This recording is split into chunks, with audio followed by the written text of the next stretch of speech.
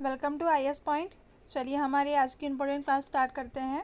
Question number पहला है, निम्नलिखित धार्मिक समुदाय पर विचार कीजिए। क्या कितने धार्मिक समुदाय बताए गए हैं? 4। सिख, बौद्ध, जैन और फारसी। इसमें अल्पसंख्यकों का दर्जा किसे मिला गया है? ठीक है, अल्पसंख्यकों का दर्जा 4 ऑप्शन दिए हुए इसमें 1 और 4, बी 1 2 और 4, सी 2 3 और 4, डी 1 2 3 4, मतलब चारों। ठीक है, तो हम देखेंगे आगे। भारत में मुस्लिम, ईसाई, सिख, बौद्ध तथा जो फारसी है अल्पसंख्यक धार्मिक समुदाय, ये चारों ही क्या है? अल्पसंख्यक समुदाय है। ठीक है, आगे देखो। यह 1993 के केंद्र में सरकार ने एक अधिसूचना जारी कर, कब की थी अधिसूचना? 1993 में केंद्र सरकार ने एक अधिसूचना जारी की जिसमें अल्पसंख्यक घोषित किया गया। क्या किया था? उस अधिसूचना में इन चारों को अल्पसंख्यक घोषित किया गया था। ठीक है, सुप्रीम कोर्ट ने कहा है कि अल्पसंख्यक कौन है यह राष्ट्रीय स्तर पर देखा जाना चाहिए। क्या कहा उन्होंने? अल्पसंख्यक कौन है यह राष्ट्रीय स्तर पर देखा जाना चाहिए, ना कि अलग अलग राज्यों के आधार पर। ठीक है, तो इसमें चारों आंसर सही आ जाएंगे, तो ऑप्शन नंबर हमारा डी सही रहेगा। पहला, दूसरा, तीसरा और चौथा। पहला क्या है? सिख, दूसरा बौद्ध, तीसरा जैन, चौथा फारसी। ये चारों ही क्या है? अल्पसंख्यक है। चलो आगे बढ़ते हैं। चुनाव आयोग के बारे में कौन सा कथन सही है? ए, यह स्वतंत्र और सांविधिक निकाय है। ऑप्शन दूसरा है, इसमें 6 साल का कार्य रखने वाले सदस्यों का समावेश होता है। ऑप्शन सी है, यह राजनीतिक दलों को मान्यता देने से संबंधित विवादों के मध्यस्थता के लिए अदालत के रूप में कार्य करता है। ऑप्शन डी है, अखिल भारतीय निकाय होने के नाते यह ग्राम पंचायतों और राज्य नगर पालिकाओं के चुनावों के साथ चुनाव में से चिंतित है। ठीक है, तो हम पढ़ेंगे जो मुख्य चुनाव आयुक्त है। मुख्य चुनाव आयुक्तों और अन्य चुनाव आयुक्तों की जो नियुक्ति है वो कौन करता है? तो वो भारत का राष्ट्रपति करता है। ठीक है, मुख्य चुनाव आयुक्त का कार्यकाल 6 वर्ष या और आयु 65 साल जो पहले होता है। ठीक है, जबकि जो अन्य चुनाव आयुक्त है उसका कार्यकाल 6 वर्ष या 62 साल जो पहले का हो चुका होता है। आगे देखेंगे, चुनाव आयुक्त का सम्मान और वेतन भारत के जो सर्वोच्च न्यायालय के न्यायाधीश के समान होता है। किसका?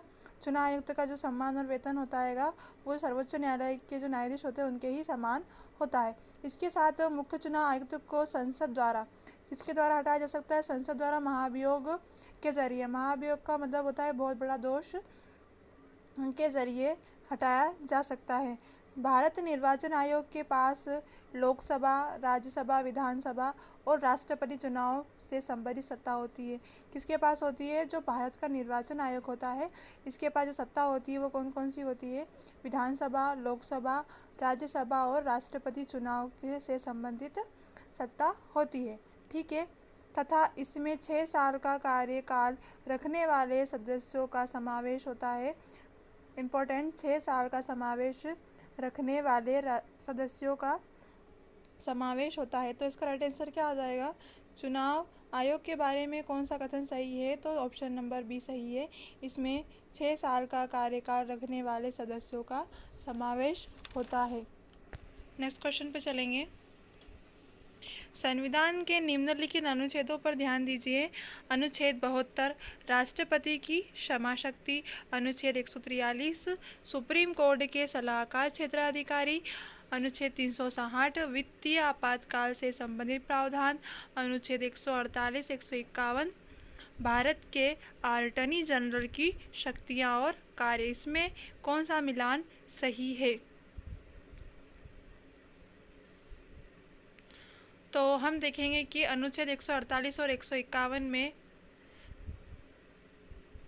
भारत के नियंत्रक और महालेख का मतलब होता है जो नियंत्रक होता है और महालेख होता है एक बड़ा अधिकारी जो कि सरकारी लेखा जांच विभाग का प्रमुख होता है।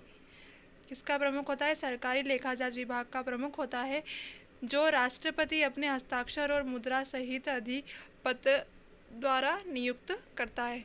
ठीक है, तो इसका राइट आंसर क्या आ जाएगा?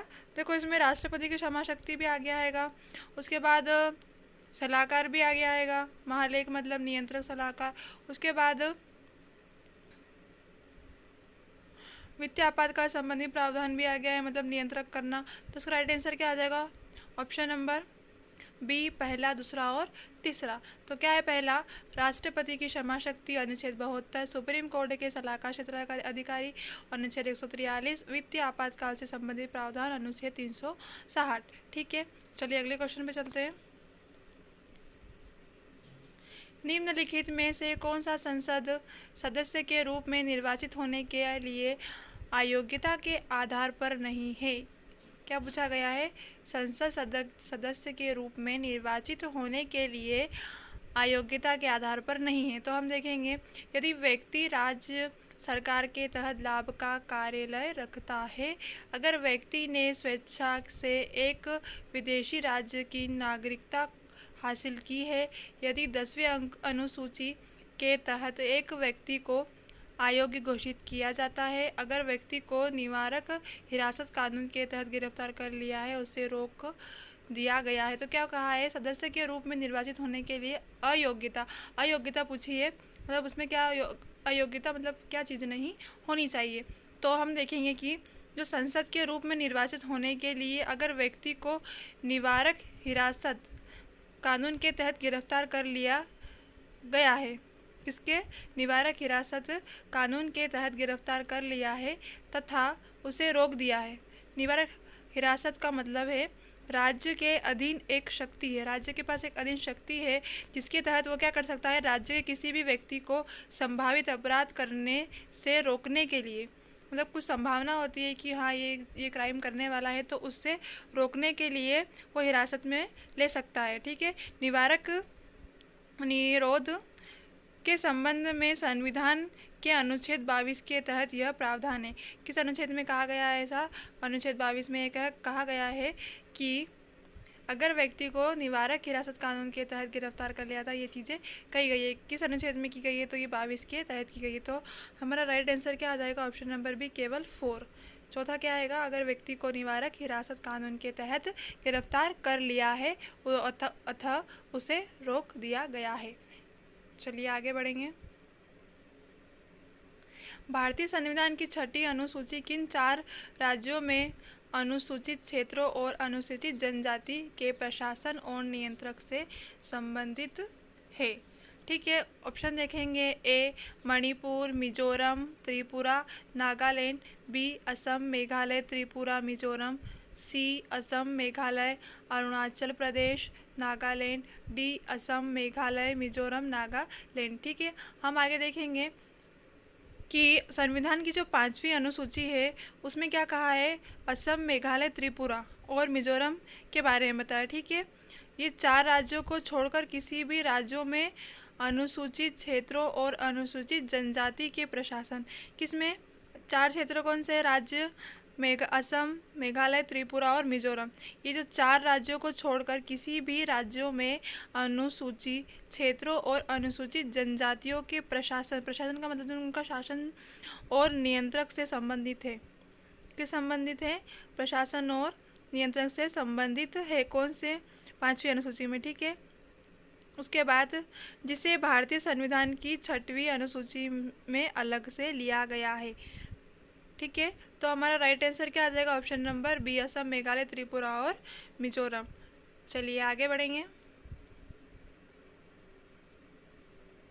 भारत के संविधान के निम्नलिखित अनुसूची में कौन सा नया राज्य बनाने के लिए संशोधित किया जाता है? ए पहली अनुसूची, बी दूसरी अनुसूची, सी तीसरी अनुसूची, डी चौथी अनुसूची। देखो भारत का संविधान स्टार्टिंग ही वहीं से होगी, तो सबसे पहले संविधान के बारे में ही वर्णन किया जाएगा ना। तो हम देखेंगे भारत की जो संविधान में पहली अनुसूची जो होती है उसमें संघ और राज्य क्षेत्रों का वर्णन कर नया राज्य बनाने के लिए संशोधित किया गया है। भारत के जो संविधान है उसमें ही पहली अनुसूची में संघ राज्य क्षेत्र का वर्णन किया गया है। किसका? संघ, राज्य और क्षेत्र का वर्णन किया गया। तो राइट आंसर क्या आ जाएगा इसका? ऑप्शन नंबर ए, पहली अनुसूची। आगे चलेंगे। भारत का संविधान भारत के सुप्रीम कोर्ट को केंद्र और राज्यों के बीच विवादों का निर्णय किस क्षेत्र के तहत लेने का अधिकार है? ए. अपीलीय न्यायाधिकार, बी. वास्तविक न्यायाधिकार, सी. सलाहकार न्यायाधिकार, डी. रिट न्यायाधिकार। तो हम देखेंगे कि जो भारत का संविधान है, भारत के संविधान भारत के सुप्रीम कोर्ट और केंद्र राज्यों के बीच, किस किस के बीच? सुप्रीम कोर्ट और केंद्र राज्यों के बीच विवादों का निर्णय वास्तविक न्यायाधिकार के तहत लेने का अधिकार है। किसके? वास्तविक न्यायाधिकार के तहत क्या लेने का अधिकार, निर्णय लेने का किस किस को अधिकार है, किसमें है? तो सुप्रीम कोर्ट और केंद्र और राज्यों के बीच जो विवाद होते हैं उन्हीं का भारत का संविधान भारत के सुप्रीम कोर्ट को लेने का, जो निर्णय होते हैं, विवाद होते हैं, उनका अधिकार दिया गया है। ठीक है, चलिए आगे बढ़ेंगे। तो राइट आंसर क्या आ जाएगा? ऑप्शन नंबर बी, वास्तविक न्यायाधिकार। चलिए, इसमें से कौन सा राष्ट्रपति चुनाव के लिए चुनावी कॉलेज का हिस्सा है लेकिन उसकी अपील के लिए कार्यवाही में भाग नहीं लेता है? ठीक है, क्या पूछा गया? राष्ट्रपति चुनाव के लिए चुनावी कॉलेज का हिस्सा है लेकिन उसकी अपील के लिए कार्यवाही में भाग नहीं ले सकता है। तो ऑप्शन क्या है? लोकसभा, राज्यसभा, राज्य विधानसभा, डी. राज्य विधान परिषद। तो हम देखेंगे कि जो सिर्फ राज्यसभा विधानसभा होता है ना, राज्य विधानसभा, कौन? राज्य विधानसभा, राज्यसभा नहीं बोला है मैंने अकेला, ना ही विधानसभा बोला है, राज्य विधानसभा राष्ट्रपति चुनाव के लिए चुनावी कॉलेज का हिस्सा है। किसका है? राष्ट्रपति चुनाव है, उसके लिए चुनावी कॉलेज का हिस्सा है, लेकिन उसकी जो अपील के लिए कार्यवाही में भाग नहीं ले सकता है। मतलब उसकी जो अपील के लिए वो क्या कर सकता है? कार्यवाही में भाग नहीं ले सकता है। तो इसका राइट आंसर क्या आ जाएगा? ऑप्शन नंबर सी, जो राज्य विधानसभा, जो कि राष्ट्रपति चुनाव के लिए चुनावी कॉलेज का हिस्सा तो है लेकिन उसकी अपील के लिए कार्यवाही में भाग नहीं ले सकता। चलिए आगे चलते हैं। स्वर्ण सिंह सीमित ने किसकी सलाह दी? ए. राज्य स्तरीय चुनाव आयोगों का संविधान, बी. पंचायती राज में सुधार, सी. भारतीय संविधान में मौलिक कर्तव्यों को शामिल करना, डी. हिमालय और प्रायद्वीपीय नदियों का अंतःक्रिया। तो हम देखेंगे सन 1976 में कांग्रेस पार्टी ने आंतरिक आपातकाल, ठीक है, अब आंतरिक आपातकाल का मतलब समझेंगे। आपातकाल भारतीय संविधान में एक ऐसा प्रावधान है जिसका इस्तेमाल तब किया जाता है जब देश में किसी को आंतरिक, बाहरी या आर्थिक रूप से किसी तरह से खतरे की आशंका हो। ठीक है, कब किया जाता है ये आंतरिक आपातकाल? जबकि भारतीय संविधान में ऐसा प्रावधान कब किया जाता है? जब देश को किसी आंतरिक, बाहरी या आर्थिक रूप से किसी तरह से खतरे की आशंका हो। इसमें 1975 से 1977 के संचालन के दौरान मौलिक कर्तव्यों की आवश्यकताओं के बारे में सिफारिशें करने के लिए जो सरदार स्वर्ण सिंह समिति की स्थापना की थी, कब की थी उन्होंने? 1995 से 1997 के संचालन में। ठीक है, मौलिक कर्तव्यों की आवश्यकता के बारे में सिफारिशें की थी। किसने की थी? सरदार स्वर्ण सिंह समिति की स्थापना की थी। इसमें जोर दिया गया था कि नागरिकों को सचेत होना चाहिए। क्या होना चाहिए? जो नागरिक है उनको सचेत होना चाहिए कि अधिकारों के अलावा उनके पास कुछ कर्तव्य है, मतलब अधिकार के सिवा उनके पास उनके और कर्तव्य बनते हैं, तथा इसके साथ केंद्र सरकार ने इन सिफारिशों को स्वीकार कर लिया। सन 1976 में 42वें संशोधन अधिनियम को